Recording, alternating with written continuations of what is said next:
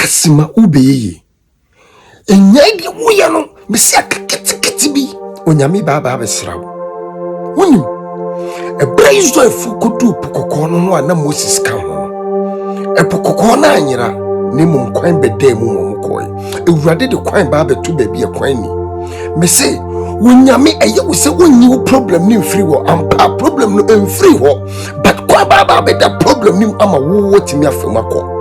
munim baby yedi woduru no yedi woduru aye wo se wani magu ase no eho eneni monyam bi ba beba no nyame bi se wodi monyam wo problem ni na abedi ho adanse wodo nsa be si ubu akase ewrade na menim se wapa me na sa wo ka me ho ana wo rafi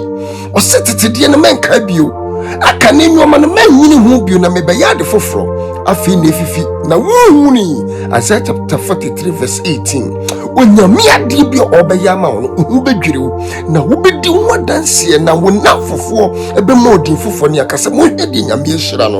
obi se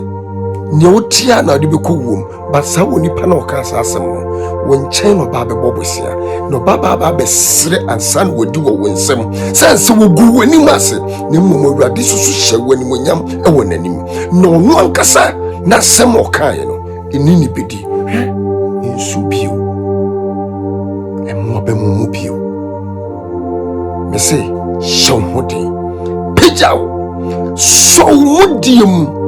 na yita so say awurade ka me ho me menim mu ase ampa wani mu ase na obenye ni munyam ewe awurade mu na awurade adanse ebe ye nyon o wonu na nkofo ebe abesom nyame enam wo wonti sanse nyenim se asei esoso wo na awurade aye oye onyame nhyira wo hwe ho ye baba.